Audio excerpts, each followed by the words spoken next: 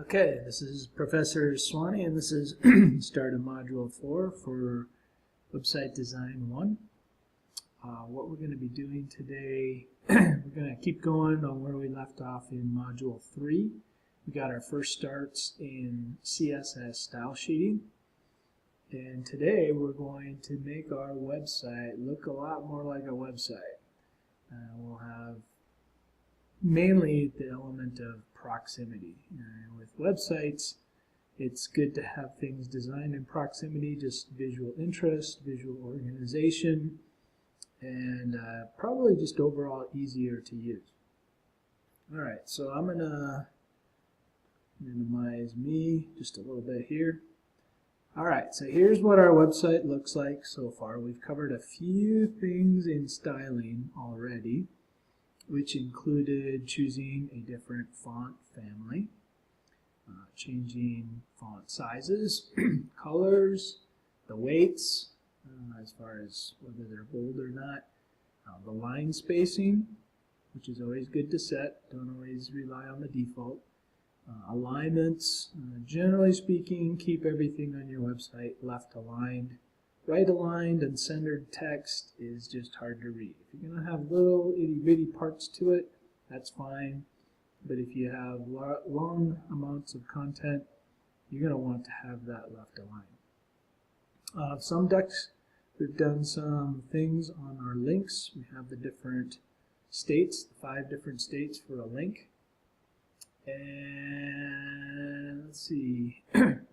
That's about it for now. We did an inline style for this graphic with alignment actually floating left and with some margin. We're going to go and take that out of an inline style and add it to our external style sheet. So our site structure looks something like this, where we had folders for all our pages, and then we added a CSS folder, and in it we have a styles.css file. Alright, so we're going to continue where we left off. And you can download the class exercise files so you have exactly what I have here. In fact, I'll double make sure that you've got it. I'll compress this and make sure that gets added to Module 4. So that you've got, let me just put, it should be the same as Module 3 end, and that's what I'll call it, and it may already be there, but I'll make sure.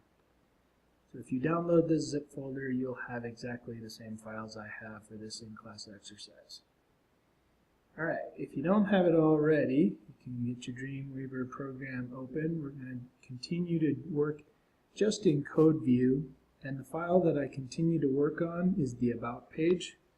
So don't work on any other pages yet. If I collapse all these folders, you should have a folder for every page on your site. You should have a CSS folder, an images folder in addition to that. And then you should have one index.html page outside all these folders. But within your site project folder, this is your website homepage. We'll design that later in the class, in a later module. For now, we're going to continue to design this index page on the About folder, which is this. All right, here's the code. Now in Dreamweaver, when you have your files set up, and you have your link for your style sheet set up in the head of your HTML, you should be seeing this little link here, this button for Styles CSS. This is kind of convenient for Dreamweaver. That's a convenient feature of Dreamweaver that allows you, with just opening one file, to be able to edit your style sheet right next to your source code for your About page. Since they're so tied together, it's just a nice feature. So we can hop back and forth. You don't have to open 2 separate files. The style sheet that you have linked to automatically is in there. Okay? Alright, so the first, so we've done a lot of stuff with typography and our link styles. You can see all those. We even did a custom style. This one was called Red Section. And now for our site, we can get rid of some of these. These were just for, that was just for, instead of deleting the entire custom style, let's just get rid of this one called Red Section. We won't need that one anymore. And in our source code, we had one paragraph that had that style right here. So we'll go ahead and remove that from there. We also had a couple other things that we formatted that we don't need anymore. So you can go ahead and clean up your, we had this mark which made a yellow highlight. So let's go ahead and take that out. And if there's anything else that you think looks kind of ugly and you don't want to keep anymore, feel free to let it go or get rid of it. Okay, so I'll go ahead and save that. We can see, so you can see we had this red bolded paragraph, we had this ugly highlight, and now I've taken those out, so those aren't there anymore. Okay.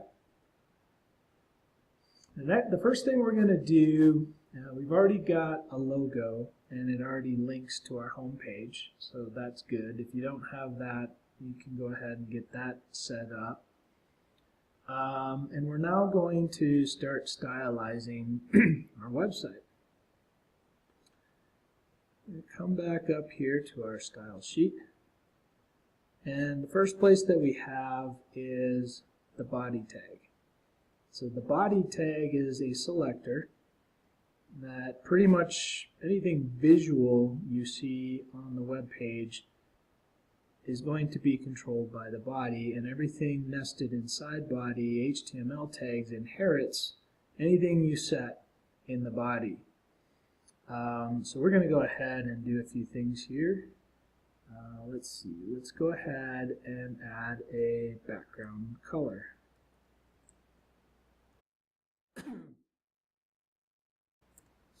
And for this, I'm going to do a fairly light gray. I'll just do like all C's. Right. As simple as that. Hit save.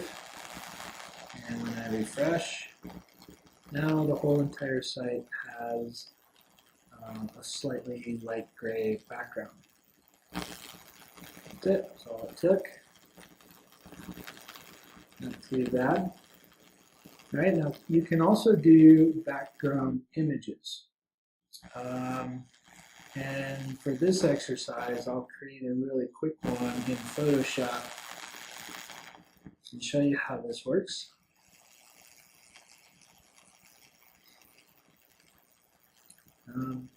Background images, I would say, yeah, you probably want to use background images sparingly, because if you have too much design in your background, it competes with the information in the front.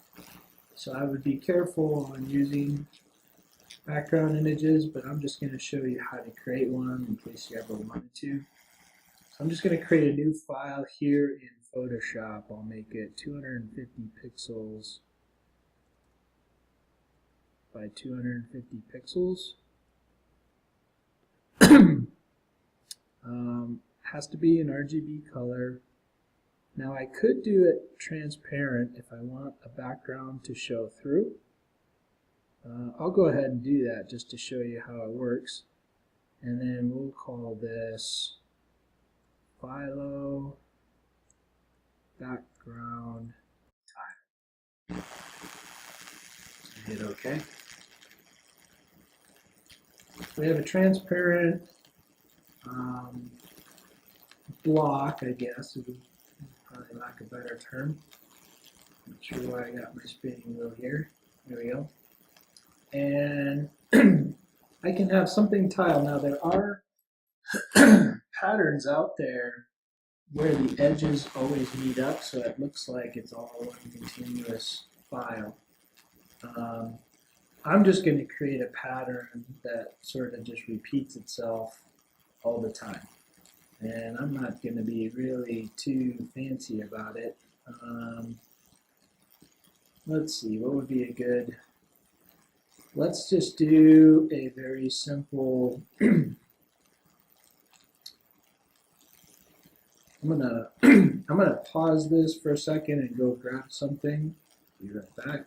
Okay, I'm back. I went and created this skull in Illustrator, and I brought it in there and dropped the transparency to really, really low. I think the transparency, I'm not even sure what it's at. It's about 5%, 4%, so it's a very, very light gray, and it's going to keep the transparency. All right, so let's go ahead and I have I have a plugin called TinyPNG, TinyJPG, that lets me export optimized PNG files. You'll want to do the same thing if you can. Otherwise, if you don't have the plugin, you can go to tinypng.com and create an optimized PNG. I showed you that in the previous video. So we're coming here to our desktop. I'm going to make sure that I put this image in my images folder, and I hit choose. Looks good. I gotta remember what this file is named, and I'm going to copy it and hit save. Alright, so I have that image in the background, and I can create in my style sheet a background image. And Dreamweaver lets me browse for it with this little tool if you want to use that. Sometimes that can be pretty handy. And it puts the code in there for you. So the code that you need to have is URL, and then inside of just regular parentheses, you would have the URL for the image in there. And Dreamweaver shows you a preview of the image as you mouse over. Alright, I hit save. So this is what our website looked like with just a flat background, and then if I add a background image, by default it's going to tile all of these images, this image over and over. And there you go. Now we have skulls. Now, as far as the page goes. Now, so it doesn't matter how long your page is, that background image just keeps on tiling. Alright, so there's a little bit of razzle dazzle. Okay. Again, you can see that this background image very much competes with the content right now. I mean, you almost stop reading the content and pay more attention to this background image. So that's why I mentioned to do this very, very carefully, or sparingly. In a lot of cases, backgrounds can just be a plain color, and that's all you need. Okay, so that was an image in case you wanted to see how that worked. Some other things about my background is there's a little bit of padding and some margins. I'm going to go ahead and clear those, and we'll just set margins to 0 and padding to 0.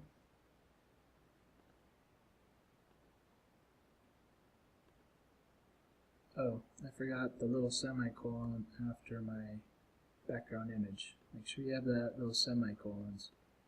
Alright, so we save that. Now the padding and image, all the padding, it's all cleared now. Everything goes right up against the edge. We're going to fix that here in just a little bit. Don't worry.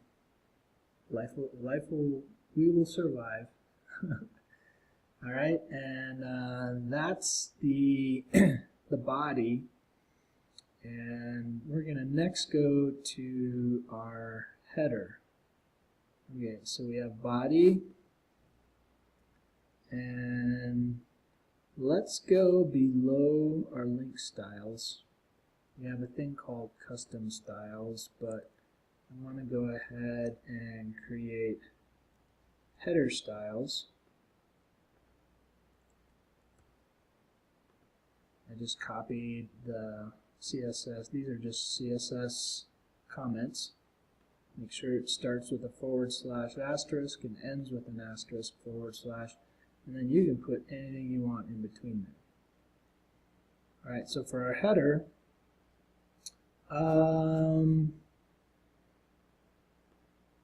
you know, I don't know if we really.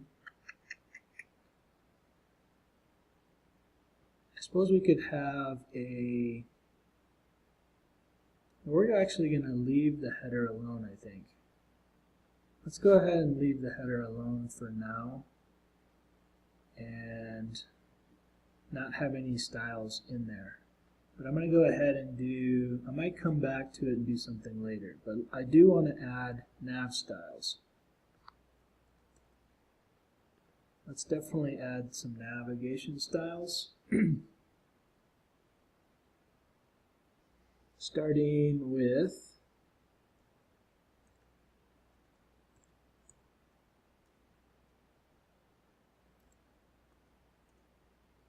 our nav selector. And the first property we're going to change is background color. And I think for this I'll go with a pretty dark background. This will do. It's not quite black, but it's a pretty dark gray. I'm going to hit save and show you what that looks like.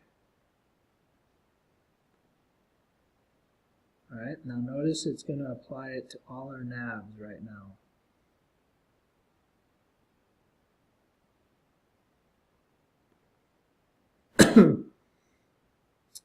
And we may have to fix some things later with that. The other thing we want to do is have our inline. So display,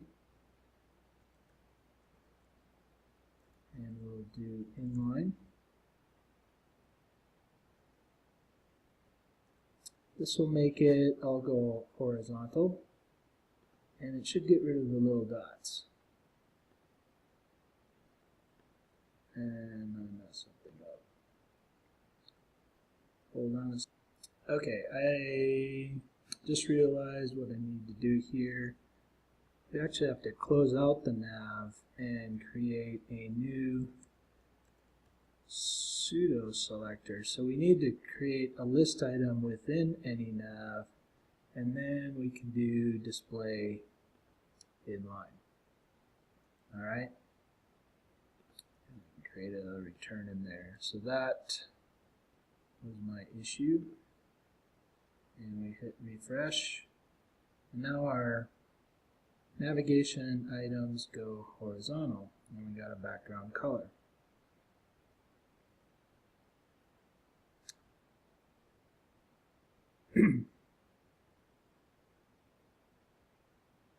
Alright. Got a few more things to do here.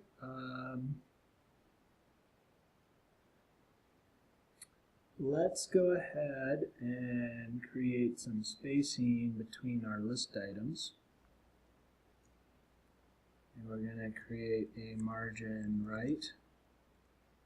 And we want to have at least 48 pixels, so let's go 3M. So 3 times 16 should give us 48. And I can sometimes write little notes to myself as to why I'm doing 3M, and that's to try to get 48 pixels. With Google Guidelines recommends that your links have at least 48 pixels in between, and that's for mobile design. And the reason why that's important is because of our fat fingers. So if you try to push something with the finger and they're too close together, it can be pretty hard. Alright, so this will push each list item to the right 48 pixels. Let's go ahead and hit save, see what that looks like. There you go. So we got some spacing in between. Now notice that up here we've got slightly different link properties than what we want in our main. And we had set a lot of these things. Now I kind of like the gold, but then if it hovers to a black against a black background, that doesn't work very well, does it? So we're going to have to change some things on the list items. But we can also give some more padding to our nav, and let's go ahead and do 1 of padding all the way around. Let's just see what that does. We got kind of a narrow navigation right now, and that widens it a little bit. And that might even be too much. We can go 0.5 M. Maybe I'll put a 0 in front of that just to make sure. And hit save and refresh. It's not a, that's a little bit better. I kind of like that. Alright, looking good so far. But we have some issues with our hover. So if I want to change the nav link states,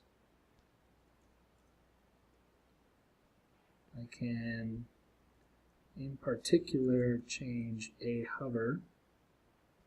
I can also do comma nav a focus. I think both of those changed black. So we want, this will only change things in our navs, okay?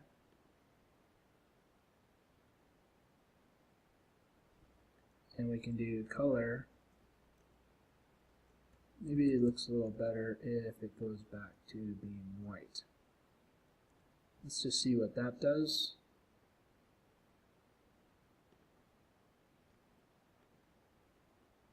And there we go.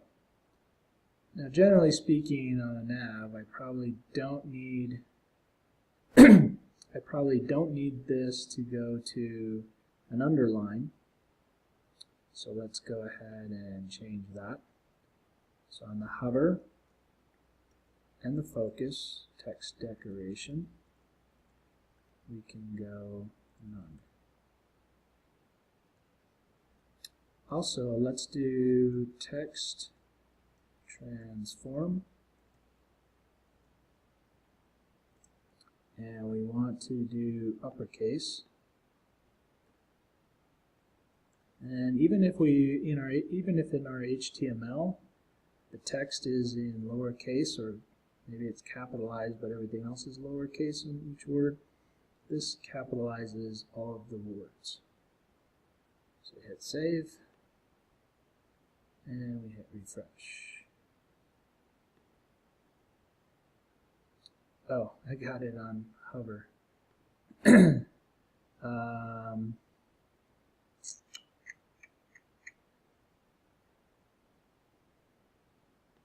guess we'll have to create another nav A. So let's go ahead and do that. We'll do nav A.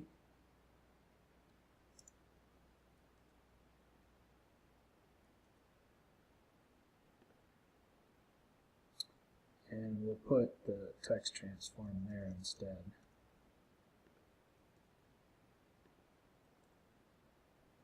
Let's see what that looks like. There we go. They're now all capitalized and they turn to white. Now on click, they are going to stay white. So we could change that so that it goes back to gold on the click. So we will add another state, and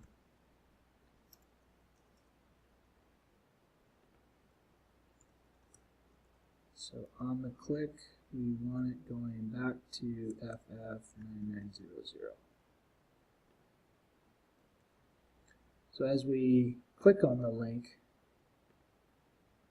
so it hovers, it goes back to yellow as we click it. Okay? Now nav items really don't need to have a visited color. I think generally speaking, for good design, these just go back to being normal. In content links, the ones that show up in the middle of a page, those are good to have show visited different colors. But your main navigation doesn't need to have that. Okay? And we now have the footer sharing the same things that are going on. Now with this, if I have this jump down menu, and I'm probably going to I could just get rid of the jump down menu. I really don't need it. It's not that big of a page. I think everyone gets the idea. So I'm going to get rid of my jump down menu on my about page. But if you ever needed to change this out, you could simply apply a custom class and a little bit lower on your style sheet to make this all different so that it doesn't inherit the same nav characteristics. Alright, so I'm going to come back to my HTML page. I'm taking out this nav right here, and there we go. Oops, hold on. Not that nav. I almost got rid of the wrong nav. The nav I wanted to get rid of is this jump down to. Okay, so I'm going to go ahead and take that all out. So we come back to our page, refresh, and now we have just these pages. Alright, so I'm going to stop this first video here so you can get that caught up, and next we'll move on to the main.